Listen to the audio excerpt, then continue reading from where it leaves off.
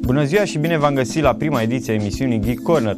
Pentru acest episod încercăm să fim pe placul fanilor și să vă delectăm cu cele mai noi apariții în tehnologie și gadgeturi. Nu am stat pe gânduri, am luat legătura cu D-WaveSystem, i-am rugat să ne prezinte în detaliu calculatorul lor cuantic. Acum, să nu vă plictisim cu un intro lung, vă facem prezentarea lui D-Wave, primul calculator cuantic construit.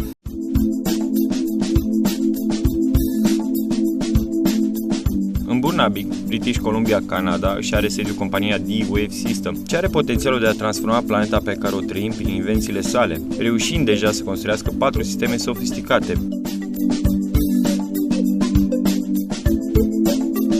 D-Wave2 este gândit să ofere soluții la cele mai mari probleme ale omenirii, de la integrarea mecanismului vieții pe Pământ, la inteligența artificială și călătoriile dincolo de viteza luminii. Computerul cuantic este 3600 de ori mai rapid decât computerele convenționale, deoarece poate realiza mai multe procese deodată. Computerul numit D-Wave2 folosește un concept numit străpungere cuantică, ce permite realizarea unor probleme matematice complexe în doar o fracțiune de secundă. Practic, poate încerca toate soluțiile și să ajungă la cea mai bună fără ca acest lucru să se simtă.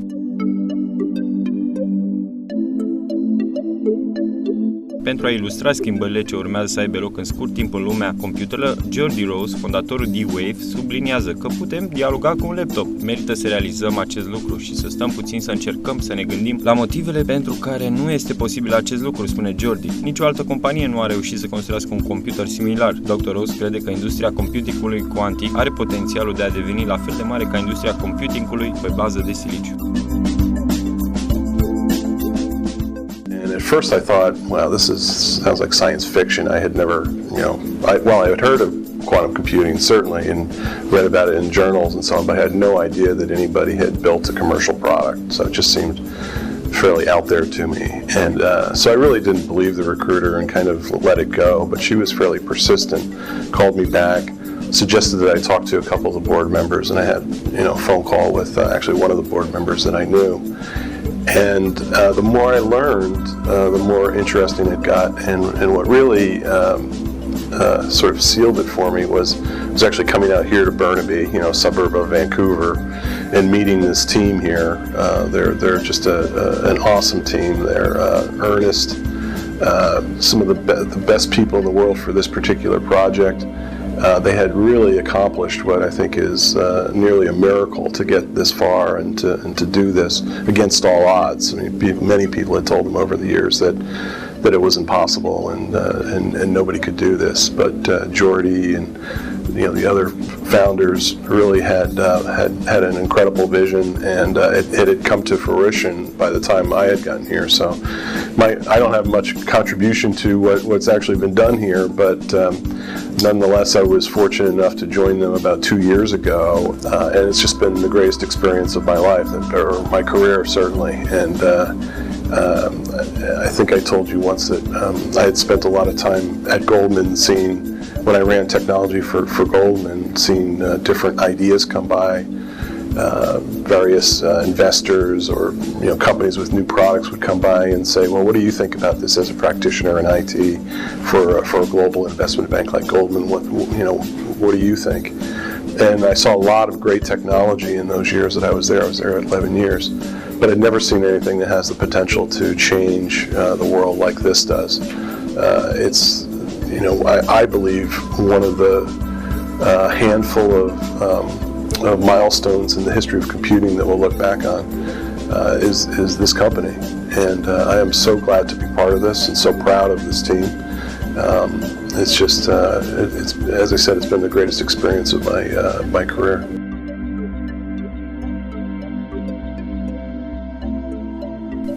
The bulk of the work that had been done in quantum computing back when we started, which was in the late 90s, was only concerned with the physics of the devices, which is only a very small part of the story about how you build a computer. In fact, it's not even the most important part, even for a quantum computer.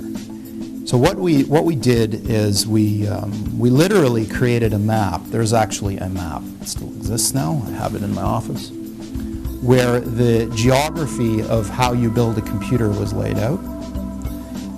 Everything from the user down to the devices, and there were roughly 20 or so different territories that you'd have to know an awful lot about in order to actually build a quantum computer.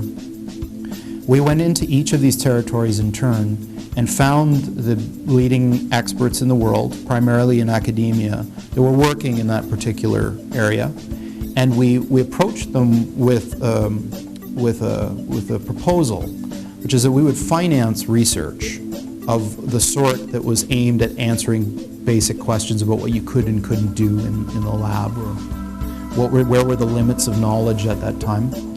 And in exchange for our financing these projects, we would own all the intellectual property that came of the research. So we did this for about 5 years. It was quite successful. The project it got the notice of and was written up by the business academic community. There was a Harvard Business School case study that was written about it that's still taught at Sloan and Harvard and a couple other places.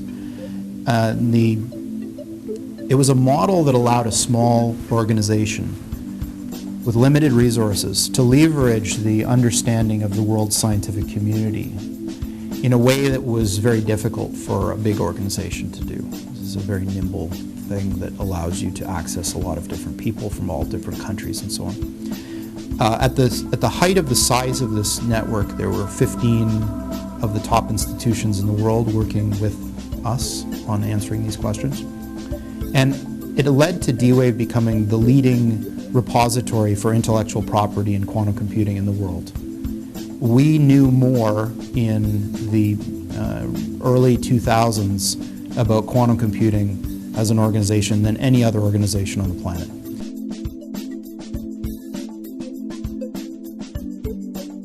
We continue to build our intellectual property portfolio. We continue to learn more and more.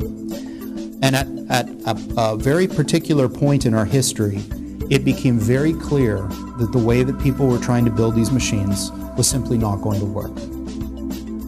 So the dominant dogma for how you would actually architect a quantum computer, which is still the dominant dogma today, it became very clear to us, given this repository of knowledge that we'd obtained, that was not going to be an effective way to proceed. So we were left in this quandary of having to determine what to do. There were really it was a fork in the road. One of them was we could close down our operations, keep this wonderful portfolio of patents and information that we'd discovered ready for when if the field ever picked up, or we could go off on another path with an entirely different architecture than the one that was being discussed in the scientific press and among people who are researching this field. And the easiest way to think about the split between the architectural paths is that the standard approach, the traditional approach to quantum computing, is modeled entirely on the way that computers are built today, the so-called von Neumann architecture. It's basically taking the way that we build computers now and making everything quantum.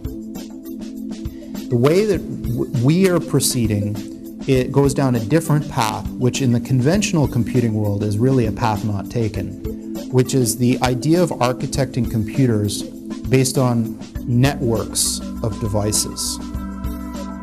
So what's a network? Well, it's a collection of objects that are connected.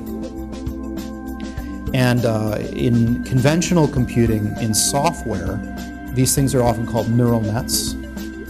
We have a hardware version up in our head. It's called our brain. The chips that we build are architected like neural nets. There are hardware versions of neural nets. So the departure point with conventional computers back in the early days of computing in the 40s, 50s, and 60s made a decision to pursue a particular architecture. It was not the only one they could have chosen. In fact, there were some early hardware neural net activity, but it didn't compete well with the conventional architecture. In quantum computing, this architectural decision favors the other path. So whereas in conventional computing, the von Neumann type approach, the one that's in everyone's computer nowadays, was the clearly dominant right way to go. With quantum computers, from our perspective, this other alternate approach is clearly the right way to go and will win. So the D-Wave approach is the second approach. We believe it's the right one, and we have evidence to support that belief. So for our kinds of chips, which are built with a material called niobium, which is not the way that conventional chips are made, these niobium circuits, there is no place to go to have them built. None. So we had to, as a part of this entire project, create, together with partners in the Bay Area, a foundry, a place where you can go to take your designs and have them built for you and get them back and be exactly what you want. That in itself was one of the biggest accomplishments that this organization has been able to achieve.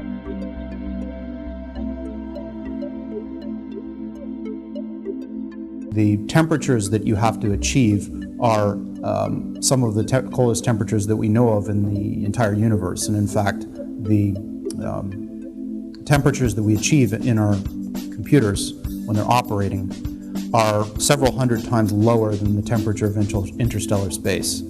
And they're achieving temperatures that have there's nothing in the natural world that gets you down to temperatures like this. If there are no other intelligent life forms in the universe, these are the coldest places in the universe. When we operate the D-Wave 1 computer, the temperature of the chips is likely among or the coldest point in the entire universe.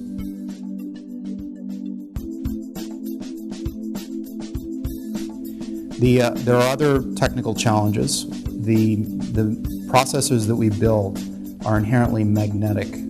They operate by shifting around little pieces of magnetic field. The presence of stray magnetic fields, such as is found in the Earth, the way that compasses work, you're detecting the Earth's magnetic field. That field is about 10,000 times too big for the environment that we need. So we need to build special shields that exclude all magnetic fields, down to levels that are on the order of 10,000 times less than even the Earth's magnetic field. This has never been done, to my knowledge, in a computer or any machine of this magnitude. The magnetic fields that we reach in the D-Wave 1 are among the lowest that have ever been achieved by any technology, ever.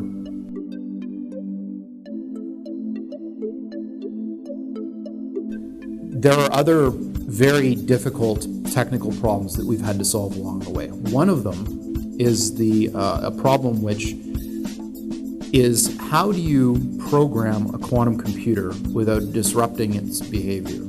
So quantum computers have this strange, seemingly paradoxical set of requirements that, on the one hand, you as your large, hot blob of a lot of mass, highly classical fingers, have to somehow tell this thing that lives down in the very cold and the very quiet what you want it to do.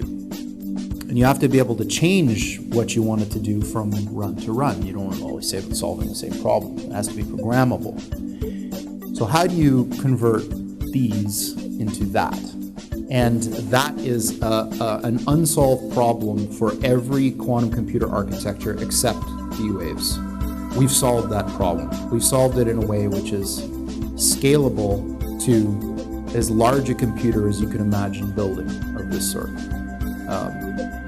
That was one of the biggest marvels of engineering brilliance and creativity that I've ever witnessed. The team that did this comprises the best circuit designers combined with the best physicists available for this type of work, and they worked on this problem for many years before coming up with this brilliant solution.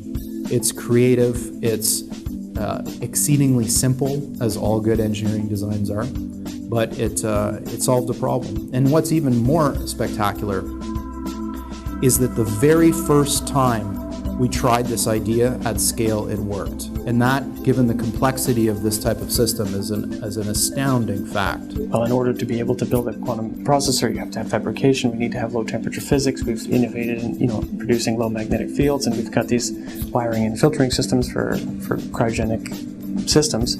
So that you can actually make a circuit that has, 20,000 or 100,000 Josephson junctions on it and have them all sort of come out in the way that you had intended. The integration of this programmable magnetic memory, the fact that integration hasn't caused an environment that is damaging to the quantum mechanics that's going on in the processor. We've been able to merge all of these different really challenging components to make this technology real. And to me, that's why we can say it's truly a commercial quantum computer. This is what we call the unit cell of the 128 qubit processor. The qubits and couplers, of course, are where all of the magic happens. And all of this infrastructure here is really just to tune all of these devices so they operate in just the right way so that things happen. On this wafer, the largest squares that you can see kind of repeated over and over, that's the 128 qubit processor itself. That mask field is printed on our 200 millimeter wafer, our 8-inch wafers, about 210 times. So there are 210 copies on this wafer. Just below that there's a smaller square, that's the 32 qubit processor, and below that there's a tiny little square, and that's this guy. So all of this complexity that you can see is built into that tiny little processor, and physically this dimension here is about 700 microns in size. The very first fridge that D-Wave purchased, it's a wet fridge. This dewar is full of liquid helium, which has a temperature of about 4.1 Kelvin. This liquid helium that's in the dewar is constantly boiling off because its energy is being used up to keep the fridge cold. That's one of the downsides of the wet fridges. It's fine in our lab, but as a product, we don't want to send this into the field and have a customer need to replace liquid cryogens. So that's a key aspect of the dry fridge technology that I'll show you in a second, where we've actually removed the need for that liquid helium. This is a dry fridge.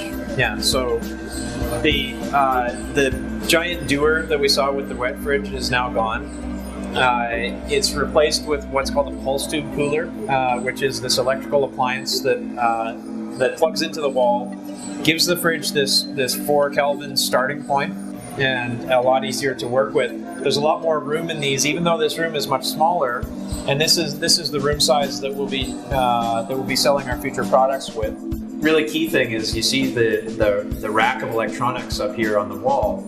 That's custom electronics that outputs an ultra high precision analog signal that comes into these ribbon cables, enters the top of the fridge, and then the signals we generate there are going to drop down 6 orders of magnitude to the base temperature of the fridge, where they'll enter the processor and control different devices or aspects of the processor. The reason we have these shielded rooms is to really filter out noise. There are about 16 layers of shielding between the outside environment and our processor, so that we can keep noise and other things like magnetic fields as quiet as possible. I'll talk a little bit about the evolution of our filtering. So as you can see, we're able to manufacture them here, stockpile them. We can then test them individually and make sure that they're robust against the temperatures that we'll be cooling them to. This is just the filtering element of our technology, and is a great example, though, of all of the different complexities that go into making the system work and making this technology work. These house the 3 major components of our dry fridges. So one is the server that allows us to interface with the fridge inside, and we're doing 2 things. One is that we're running the problem environment and allowing problems to feed through into the processor, but we're also monitoring the fridge and making sure that it's at the right temperature, that all of the stages have the right pressures, and that everything looks normal. And so that system will flag any issues that might happen with the fridge if something were to arise. The chip runs in a cold environment. We have very special packaging, and we have to do a lot of the wire bonding ourselves. The wire bonds themselves are using an aluminum wire, which is superconducting at cold temperatures. So it makes sure that the entire pathway to the processor is all superconducting, so there's no dissipation or noise generated in the vicinity of the processor. So we have 3 wire bonding stations here, and on a normal day, they'll actually all be pretty busy with people wire bonding different aspects of what we're doing, whether it's a processor that's going into a fridge, or in this case, samples that we'll be testing at 4 Kelvin as part of the fabrication, characterization, and monitoring infrastructure that we have. This is really the technology that we're moving towards, and we now have 5 of these fridges, these dry fridges, and 3 wet fridges, so a total of 8 fridges in the lab space. And right now, one of them is being shipped as our first cut to our first customer, and the other 2 are running with the 128 qubit processor in them, and continuously being used for problem solving. Our algorithms group is developing their algorithms with one of them. And the other 2 systems, this one and the one on the other side of the lab, are being used to develop our new Vesuvius technology, the 512 qubit processors, and actually have the 512 qubit processors in them. Imagine being able to predict patterns in weather so that you could prepare for really dangerous storms or earthquakes or maybe droughts. Imagine being able to predict patterns in the stock market so that you could detect if something was going wrong, like if there was an impending market crash. Imagine discovering patterns in genetic data that could lead to the advancement of new treatments for cancer or different treatments for diseases. All these tasks at the moment require an immense amount of computing and processing power, and what we have is we have computers that are just really inefficient at doing this, and we just throw more and more resources at these problems and we're still not managing to solve them very well. So what we're designing is a computing system that's much more efficient at solving these types of problems. It's really just a case of using the right tool for the job. Cu această prezentare a viitorului în materie de IT, ține să vă dăm cartea noastră de vizită și în speranța că vor fi dornici să se aventureze în a înțelege nou tip de programare a calculatorului cuantic, pot accesa pagina noastră afișată pe ecran. Vă mulțumim pentru atenția acordată și până data viitoare, vă urăm toate cele bune!